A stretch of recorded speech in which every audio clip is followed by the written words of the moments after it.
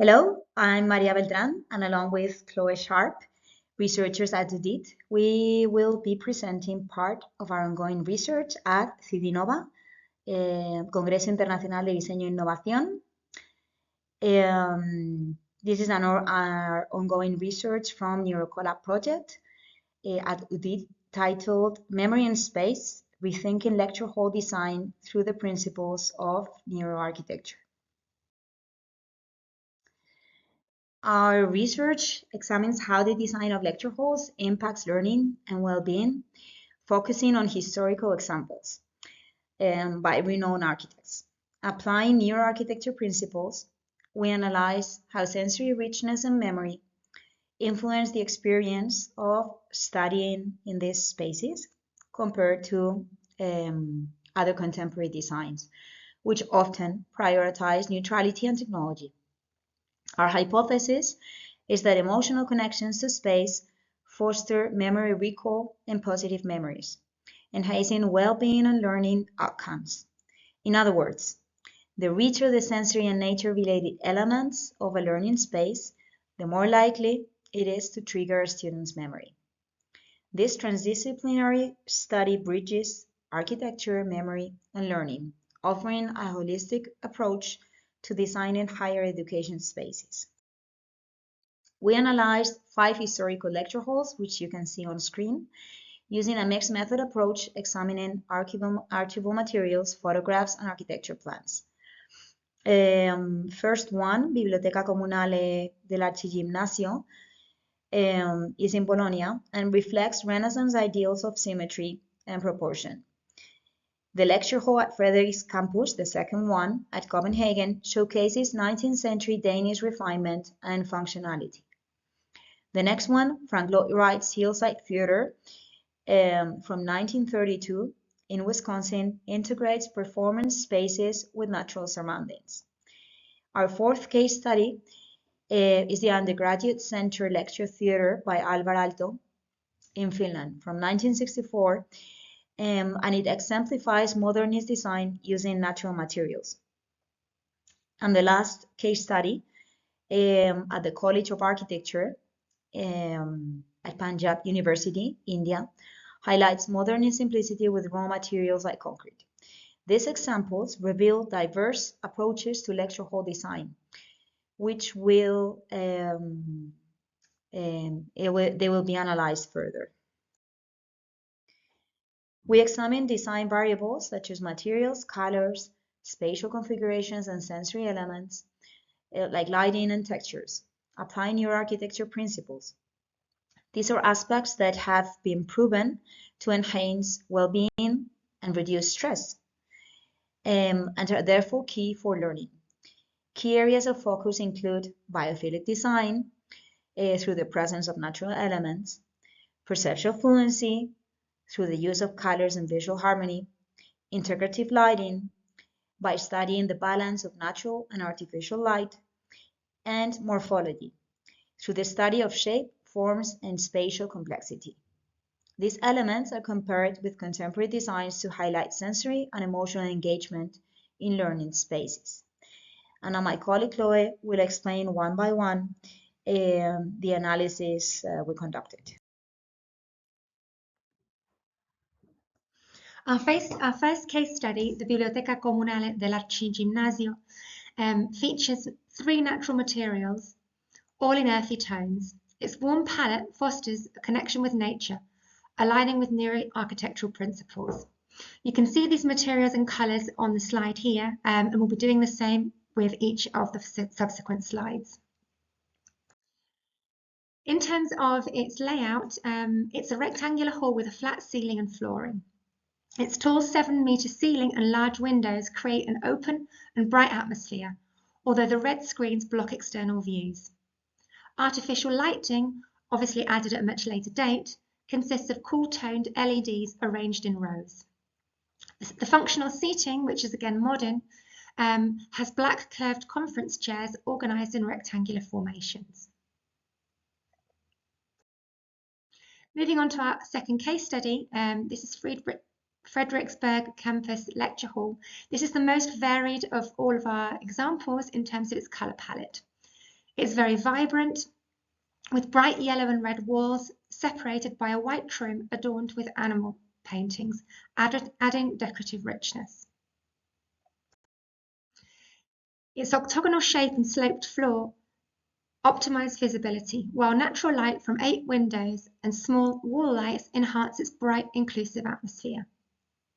In this case, seating is arranged in curved rows for efficiency and comfort. This is our third case study, the Hillside Theatre by Frank Lloyd Wright, which is very well known for its natural materials and earthy colours. It uses wood, stone, and natural tones to harmonise with its surroundings. In terms of its configuration, it has a very unusual triangular geometry which frames the stage, with steep seating creating an intimate setting. Natural light enters through a large window, complemented by minimal recessed lighting, and it offers views of the manicured landscape. Our fourth case study is the Undergraduate Centre by Alvar Aalto. This is a lecture hall that blends warm, natural material and light-coloured surfaces for an inviting, open atmosphere. Its layout is again very unusual. It has a tunnel-like shape directing focus towards the stage, with sloped walls and ceiling emphasising perspective. Although there's no visible natural light or views, artificial lighting includes backlit strips and spotlights to enhance functionality.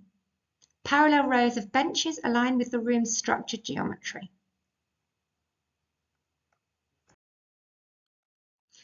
Our fifth and final case study is the College of Architecture at Punjab University, designed by Pierre Jeanneret.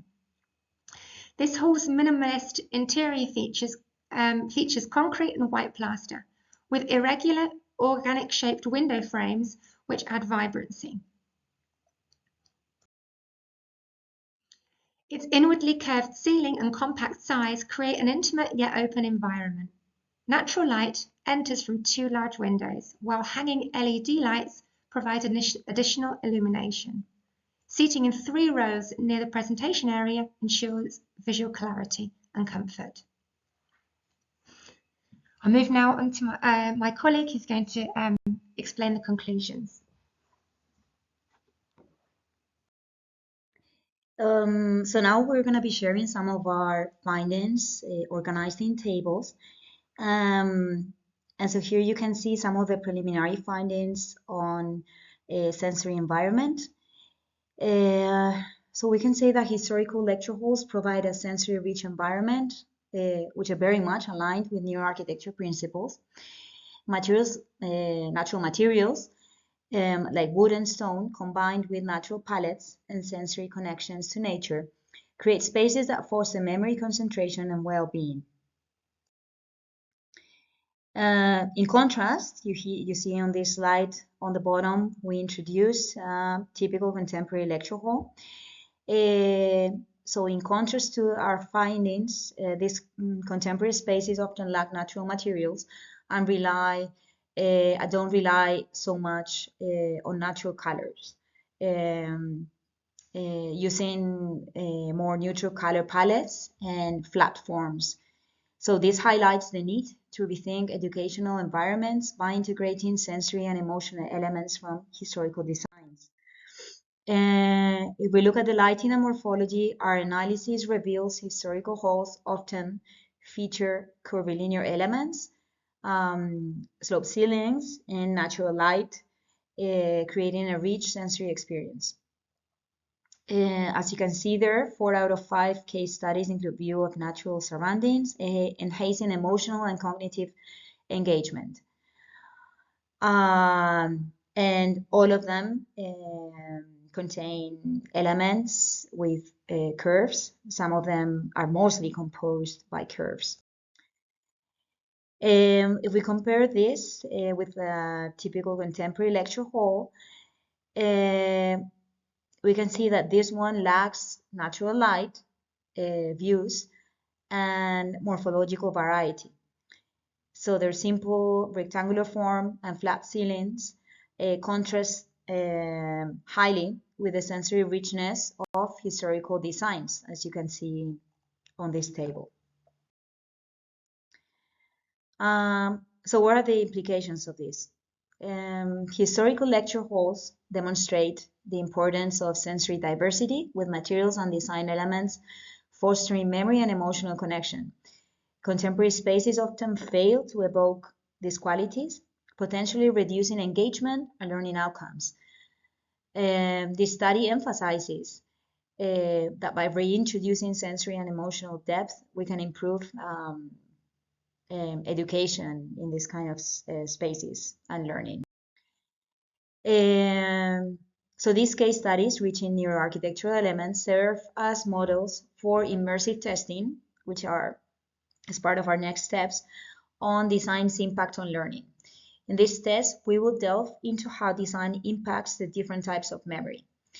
And we will conduct virtual experiments comparing these historical parameters with contemporary settings to provide scientific control insights for improving lecture hall design. Thank you very much, and we will be happy to answer any questions that you might have.